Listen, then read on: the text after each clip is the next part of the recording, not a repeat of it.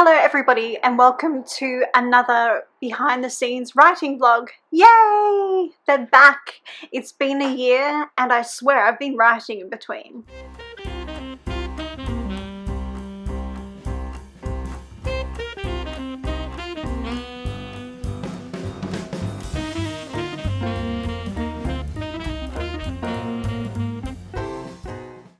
Hi, I'm Amelia Leveler and I write Amateur Sleuth Mysteries under the pen name A.D. Hay and Crazy Mysteries under Amelia D. Hay. This week I'm going to take you along with me as I write The Candidate, which is the first book in a Amateur Sleuth mystery series. If you want to know more about the series, then check out the video linked in the top right hand corner of your screen. In this vlog, I'm hoping to write a 15,000 word short story. Now that I've said that, I realise my goal is a tad ambitious because at the start of next week, I'm on a stay-at-home vacation. So fingers crossed that I finish the story before then. But first, I have an exciting unboxing for you. And it's super exciting. I'm thrilled. Sort of angry, but very thrilled. But more on that later. Actually, not later. It's coming right up. Hello everybody, so this arrived for me today and as you can see it's from the Folio Society. This is the second time the Folio Society have sent me this particular book, but I'll tell you about that later. But now it's time for the unboxing. So before I did the unboxing I just went through and I got a pair of scissors and I just sort of cut across the tape. And they always seem to wrap their books like this as well. Of marketing material and a card to say who it was packed by, and it's actually just wrapped in a little bit of tissue paper and it's around the world in 80 days, and this is actually a box, like the book is actually inside this particular box, I think. Oh no, yeah, it's like a sleeve for the book to go inside.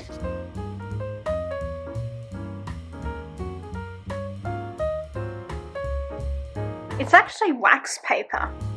This is what it looks like. It's like a really nice purple colour. I'm not sure what it's going to look like on the video, but it's a really nice purple colour. And that's the spine. And this is the beautiful cover. Obviously, sort of made out of a sort of like a material, and the detail is quite nice and the colours are quite vibrant. This particular edition has like these little chapter heading images and these images at the end of each chapter as well. But at the back, and it's all the way through, like each chapter has a different heading. So it's not like Jurassic Park, where they have actual full page images. Well, not that I'm aware of. I can't really see any full page images. But at the back, it does contain, like that's like a stopwatch there, or an old watch. But at the back, as you can see, there's like this little map. I'm going to try and open it to show you. But I think, oh yeah, it's huge. So that's like a section of the map. It's going to actually be too big to open and show you on the video.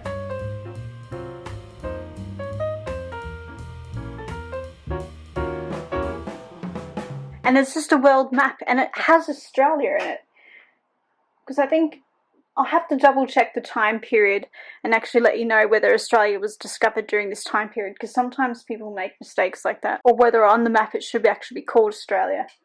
Anyway, but the map is really beautiful. I'll insert an image maybe from the website to show you what the map looks like, if it does have a picture on the website. There was a tiny picture, but you couldn't see the full thing, but it's really nice. So this book, it cost $39.95 plus shipping. But yeah, it's really pretty.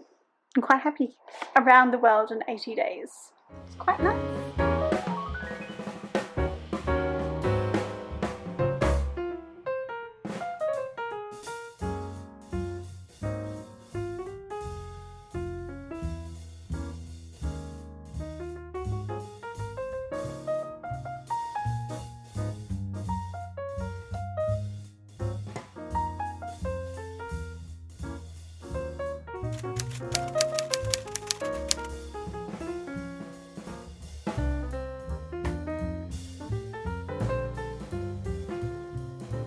I thought it would be nice for me to fill you in regards to what I achieved in terms of writing today. One thing I didn't do with Missing was when I created the outline, I did go through and edit the outline, but I wish I went through and wrote out all of the questions that each scene asks the reader. With a meta mystery or a mystery in general, what happens is every scene will pose a question to the reader. Something will happen, something needs to happen in every scene, and as a result of that, the reader's left asking a question of why this, or ooh, I wonder if this person is doing this for this reason. So I went through and I compiled a list of those questions, and then I went through my outline and I found the scene where I answered the question. And I did this in an attempt to make sure that there were no plot holes or things that needed fixing or scenes I needed to add in later. And I didn't do this with Missing, and I had to create a second edition where I went in and added scenes because I just overlooked things because I knew it and I assumed the reader would know. But I've since realised I needed to be a little bit more clearer in my writing. So that second edition is available now, and that's all sorted. But I wanted to make sure I didn't make the same mistake with the candidate. So I've compiled that list of questions and I went through and I answered them all, and I was able to find that actually this time I didn't make too many mistakes. So what I'm hoping to achieve by making myself answer these questions is I want to create a cleaner first draft, so that when I go through revision, I'm not adding more stuff to the story, that I'm done with that. I'm just simply fixing mistakes, like someone was left-handed in this particular scene, but towards the end of the book they're suddenly right-handed. Just like silly mistakes like that. Continuity issues, word usage, that type of thing. I don't want to be rewriting books. I'm hoping those days for me are over. And in order to ensure this, I've created this list of questions. So it's another step in the outlining process before I start writing, but I'm hoping it serves a purpose. So today, the reason why I'm sharing this with you is today I answered the questions for the scenes in the final act. After this, because I was done answering those questions and I was happy that I had answered those questions to the best of my ability, I then went through the outline spreadsheet, which is like a scene by scene spreadsheet, and I went in and added scene blocking notes, and these notes help me to remember what I wanted to achieve in each scene as I write the first draft. This hasn't really changed that much. I never used to do it in the outline. I used to do this in Scrivener as I went along, but I've started to do this intentionally beforehand, so that when I get to actually writing it really is just fingers on the keyboard. Occasionally there is a bit of thought that goes into it and I have to think my way through problems. I might need to do more research to write the first draft, but all of this needs to be sort of concrete. As a result of creating the list of questions and adding in the scene blocking notes, I ended up adding an extra scene at the end of the story, and what this scene, the purpose that this scene served is it wrapped everything up neatly for James Lalonde, and it gave and I believe it'll give the reader a more satisfying ending. In this scene, you sort of see James return back to his real world, and you see the consequences, the positive consequences for him of the story. So I'm making sure that I do end things in a positive note for this character, because in the past I don't always do this, and sometimes I'm forced to not give James a happy for now ending because I need to set him up for the next book, and sometimes I can't set it up positively, so I do give this character a bit of a hard time. But in this series I want to try and at least make it happy for now. And I'm really excited. I definitely feel very ready to start writing, which is what I'm going to do tomorrow. Yay! So stay tuned. Today I'm excited to announce that I'm going to officially start writing the first draft of The Candidate. Yay! But first I need to make myself a cup of tea because for some reason I can't write without it. I've got a caffeine addiction.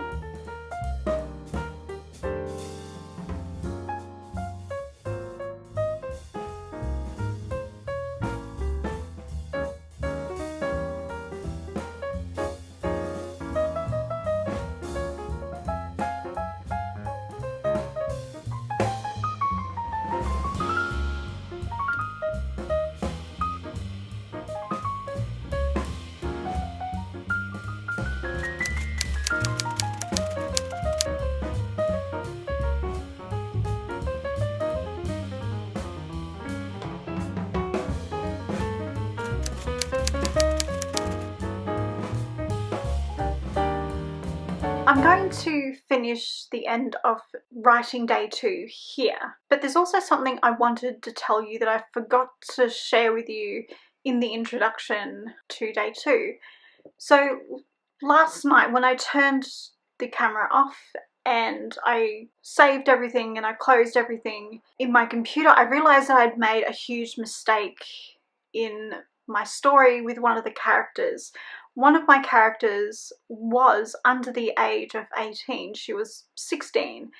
And I realised that in the United Kingdom you can't actually live alone until you're 18 years old. So I didn't have room in my story to write another character, because every character you introduce, you do have to describe them to a certain degree. You do need to create an introduction, and I already have quite a few characters in the candidate, and honestly I didn't have room for one more.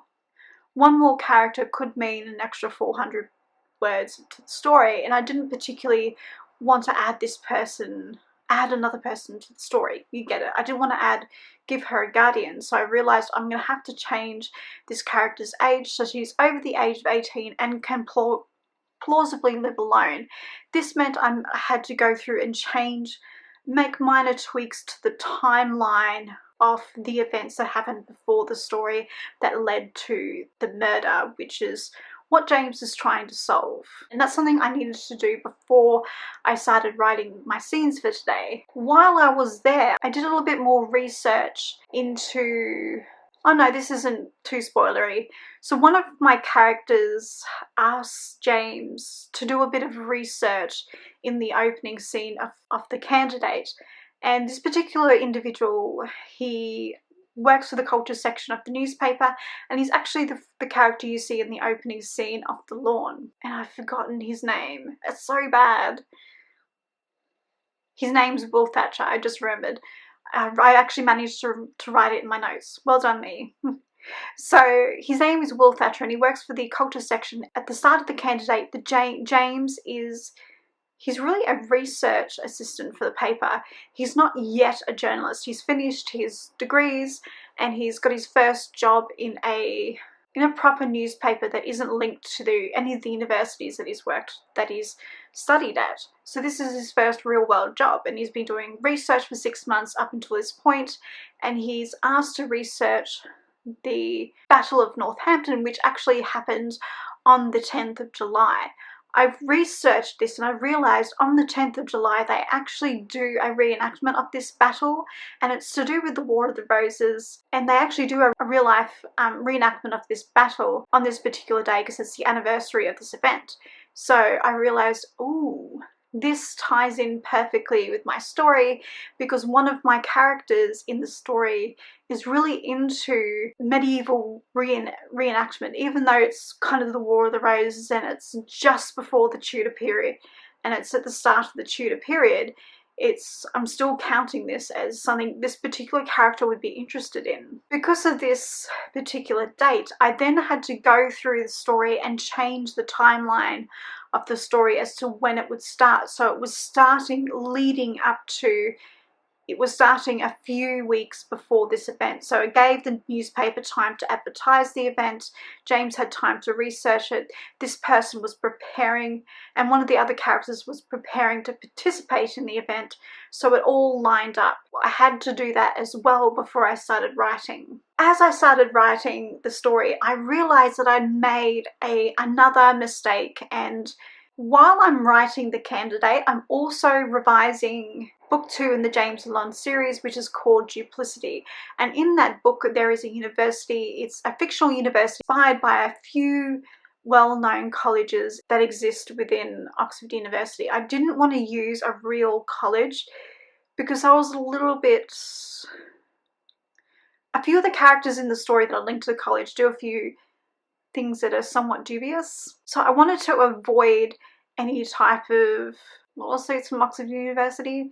So this particular university is fictional, but I called it All Saints. It's nothing to do with All Souls College, it's actually inspired by a few different ones, like Trinity College, like the grounds of Trinity College are extremely beautiful, and a few other ones, and I've combined these colleges together to create this fictional college that James went to do he did his bachelor degree at this fictional college called All Saints in Oxford.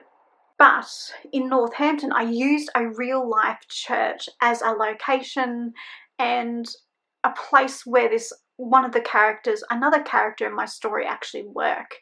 And that church is called the Parish of All Saints. It's got a super long name. It's called the Parish Church of All Saints.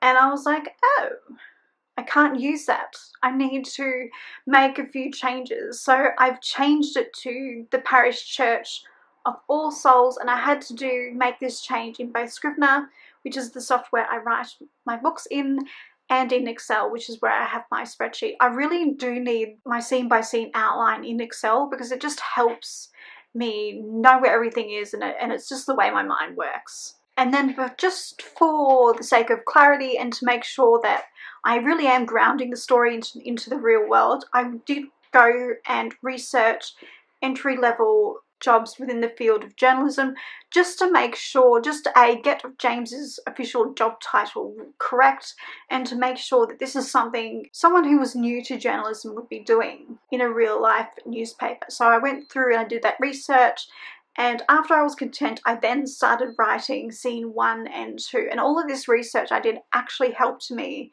write these 2 scenes. So, and that took about, all of that story planning and research took me about 4 hours. That's including the writing, but the majority of the writing took 3 hours. And at the end of the day, I've contributed 1,587 words to the first draft of the story.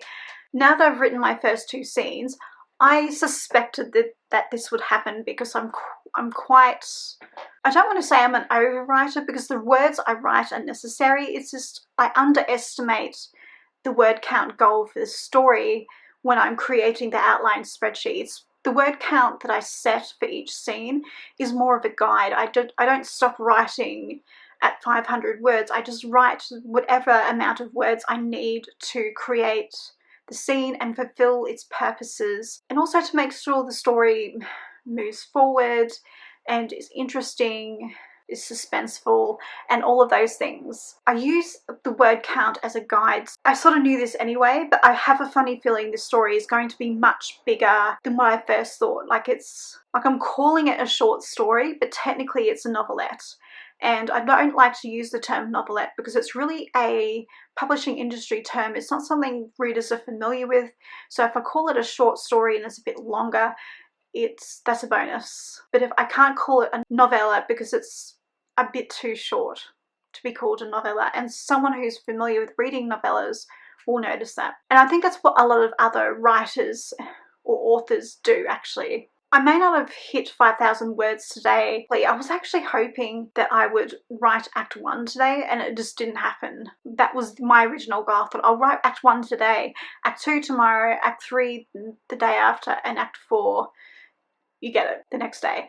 It hasn't worked out like that, but I guess that's what happens. So I've got a lot of work to do tomorrow. That's fine. I think the purpose of setting a goal isn't that well, for me, it's not that I hit it on that exact deadline day or target day, that I take steps and strive towards the goal, and I hit the end result, which is finishing my book, whenever I do finish the book.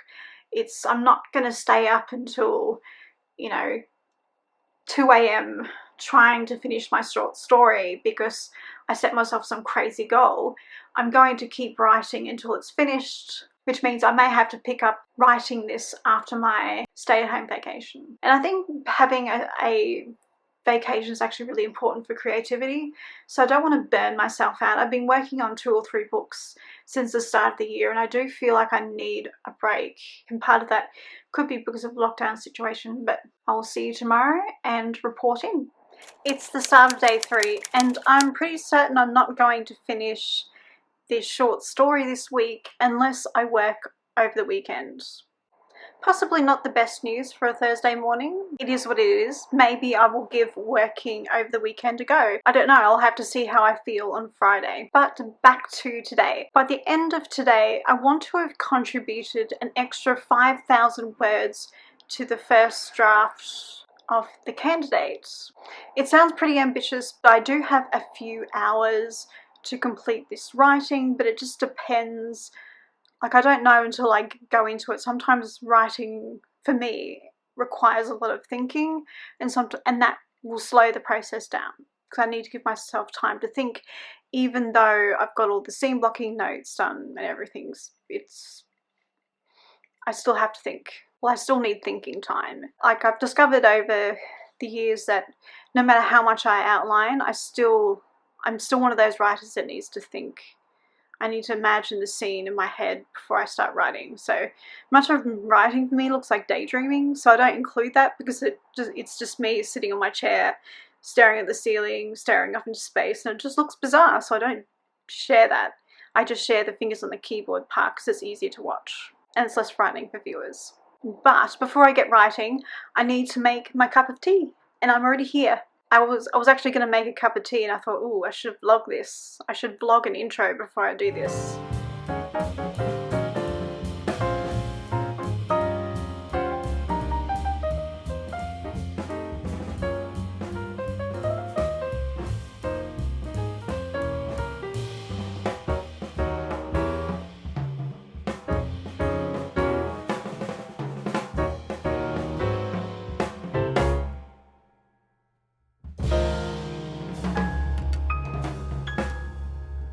While I was editing this vlog, I realised that I referenced another book in the Folio Society unboxing that I had purchased, and I went to double checked my channel, and I realised I haven't actually recorded an unboxing of that book, and I'm sorry. I think I received it during my 12-month hiatus from my channel. I'll just double check my phone to find out when I purchased it. I purchased the book on the 13th of November 2020, and it cost £39.95 plus shipping and handling, so the total cost came to $45.94. It's expensive for a book. I will put the US dollar price on the bottom, but the US price won't include shipping or taxes, because, yeah, for obvious reasons.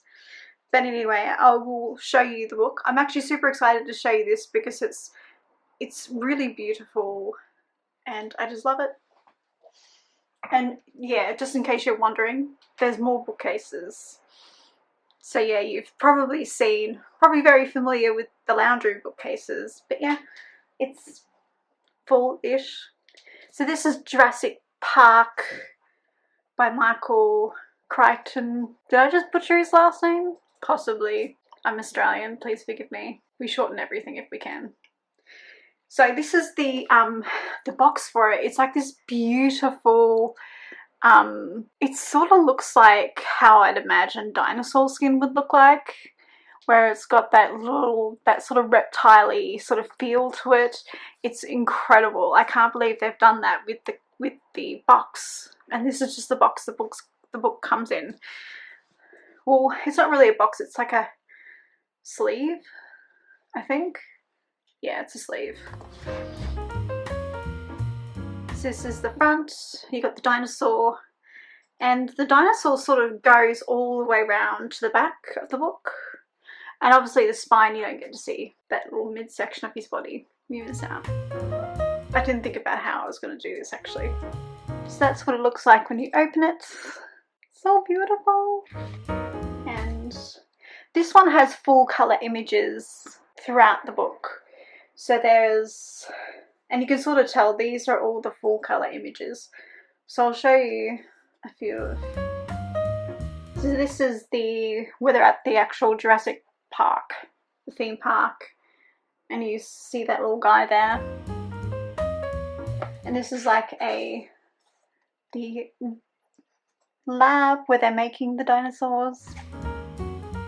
Yeah, this image is super disturbing.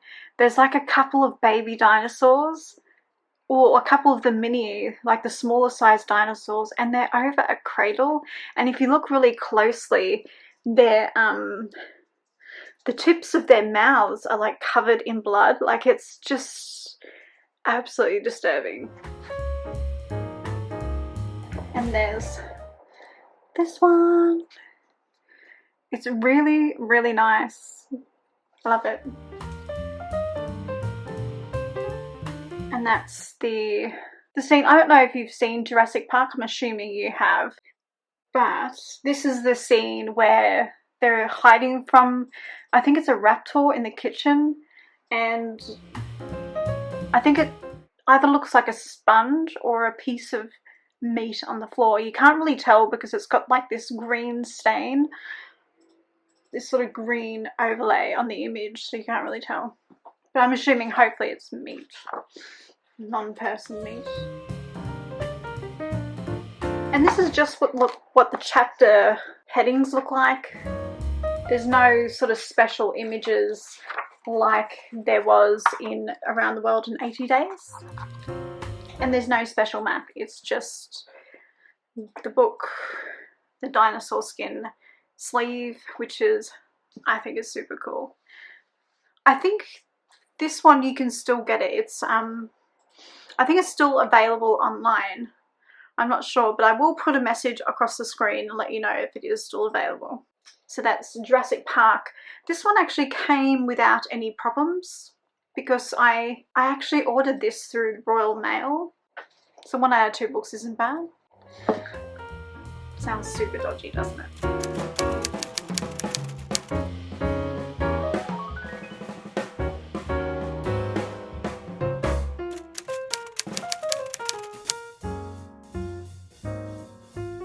I'm quite happy with the amount of writing that I managed to get done today. So I started today's writing session off reading through the first 2 scenes that I wrote the day before, and I made some minor edits to those scenes. Next, I wrote scenes 3, 4 and 5. Including the minor edits and today's new words, I managed to add 2,367 words to the word count, which leads me to announce there's actually only 1 scene left until I've reached the end of Act 1, and I'm super excited about the progress I've made, even though it's not what I intended at the start of the vlog, but I'm happy anyway. Yay! So hopefully tomorrow I will get a lot more done than today. Hopefully I will make it to that 5,000 word target. I guess we'll see, because today I didn't even make half of that, so it's probably super ambitious. But fingers crossed. Happy Friday, everybody. Naturally, this vlog isn't going as planned. Are you surprised? I'm not. I feel like I saw this coming after I made the intro. I was like, yeah. Actually, before that, after I set my goal for the week, I was like, I think I might be being a little ambitious, because it's in my nature to be super ambitious. But I guess the point is, when setting ambitious goals, is that you actually make progress towards the goal. It would be bad if you set an ambitious goal and you didn't actually do any of the work. You were sort of frozen, you know, full of fear, and didn't actually get started. So this week I did actually work towards the goal, I just didn't get there. And I don't think that's necessarily a bad thing to do when you set goals. Not that this vlog is about goal setting, but the point is that you work on the task until completion, whether that's you achieve that after the deadline that you set for yourself or before on the deadline. It doesn't matter, as long as you continue to keep working. At present, the total word count for the candidate, or for the first draft of the candidate, is, I think it's 3,988 words. I'll just check.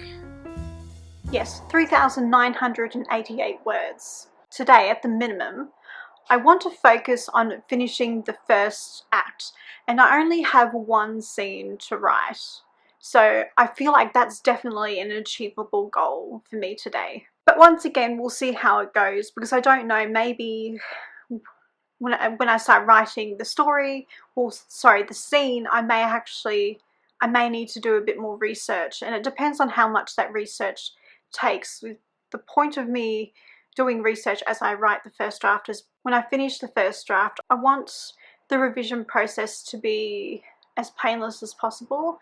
So I want my first draft to be relatively clean, and when I go through the first draft during the revision, I just want to be fixing the mistakes. I don't want to be adding to the story. I want to be done with that by the time I get to that stage. We'll see if this works. Judging by the word count for the first 4 scenes of the candidate, I think the first draft will end up being somewhere close to 20,000 words or a little over. So the story is no longer a novelette or a short story, it's a novella. And I hate using the term novelette because it's really a publishing industry term.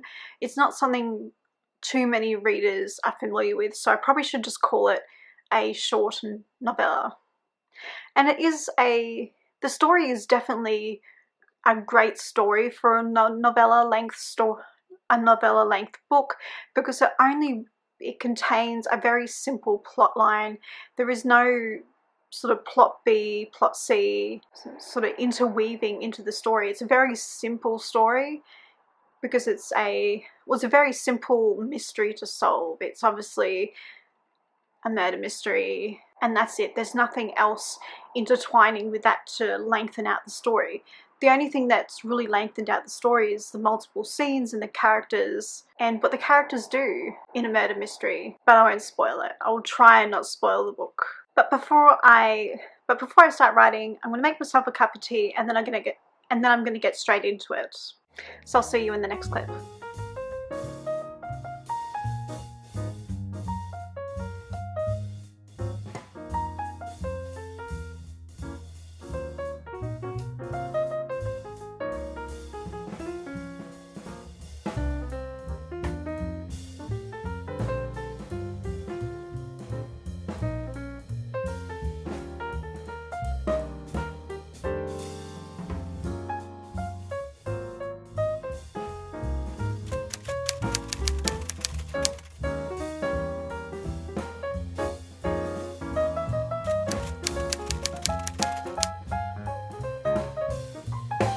I'm super excited to announce that I have finished writing Act 1. Yay!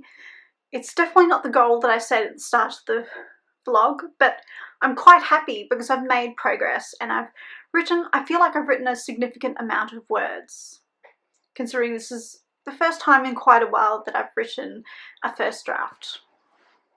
I started off today's writing session with editing the previous scene, which was scene 5, and in the process of revising and editing that scene, I added an extra 44 words to the overall word count. Next, I started writing scene 6, and that scene ended up being much bigger than what I had expected. The word count for that scene was 1,875 words, and I think, according to the outline, I'll just check because old age, memory's fading. The scene was actually supposed to be 750 words in length, so it's well over double that, and I really needed the extra words I'm trying to explain what I'm doing without spoiling the story for you. Sorry. Because at the end of Act 1, the body has been discovered and the police arrive. And this scene is really important because you get to see the detective Anwar Khan interviewing not everybody is a suspect, but, well, I guess all of the suspects, not all of them, but the people who were present at the house, and James, because it's him that discovers the body. That goes without saying, that James is the one discovering the crimes or whatever, crimes, bodies, thefts, whatever happens in the story. It's obviously James that discovers them, and then for whatever reason he feels like he needs to figure out what happened, whether it's to clear his own name, whether it's he has very personal reasons for getting involved in the case, because it's an amateur sleuth mystery, and that's what an amateur sleuth mystery is an amateur is forced to try and solve a crime due for personal reasons, whether it's someone they know has passed away or has been murdered, whether it's a colleague. I have to admit, I'm writing much slower than what I would like to, but I'm starting to get a sense of who I am as a writer and what I need to do in order to write. Even though I've done extensive outlining, I've gone through and edited my outline, I've done that, list of questions thing, I've written scene blocking notes, there's still a part of my process that requires me to really think about the story. I also need to research as I go along, because I don't want to write a messy first draft. I want to write a clean first draft, so then all I have to do is go through the manuscript and fix the mistakes. I don't want to do any more rewriting. I really want those days for me to be over, because it's painful having to rewrite something you've written. It's just painful is the only word I can come up with, because it sort of describes it accurately. But it's like maybe mental pain, maybe emotional, I'm tempted to say psychological, maybe that's going a bit too far. So in my writing process, I do need room to think, and I think this is really important. And I'm not going to rush this for the sake of writing an extraordinary number of books a year. I'm just not that writer, and I need to accept that, and I think I am just going to accept that. And this is how long it takes me to write a book, so that's how long it's going to take me.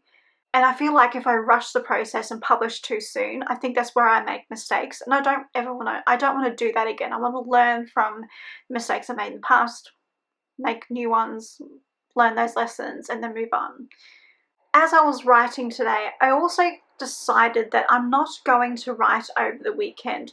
What usually happens is whenever I set myself this goal, I'll try and hit my target over the weekend, and what happens is I never get around to writing over the weekend, because the weekend is the time that I set aside to spend time with Rolly, to do Animal Crossing, fun things. And not that writing isn't fun, but I do want to treat it as a job. Is a little bit, the word job can have negative connotations to it, but I want to treat it like a serious profession where I'm writing every day during the week, and I have the weekends free for me, my family. You get it.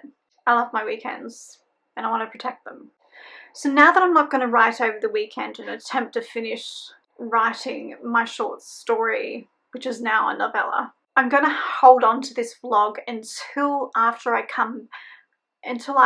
finish my stay-at-home vacation and after the Easter period. So this vlog, you won't see it until April, and the reason why I'm doing that is so that when you see this vlog, you only have to wait a week to see part 2 and to find out whether I finish writing it next week or the week after. So it's just so you're not waiting around for too long. Not that I think this vlog is in any way suspenseful. If you like this video, then give it a thumbs up. Make sure you hit the subscribe button and hit the bell icon to be notified as to when I publish more behind the scenes vlogs just like this. Thank you for watching, and I'll see you in my next video. Bye!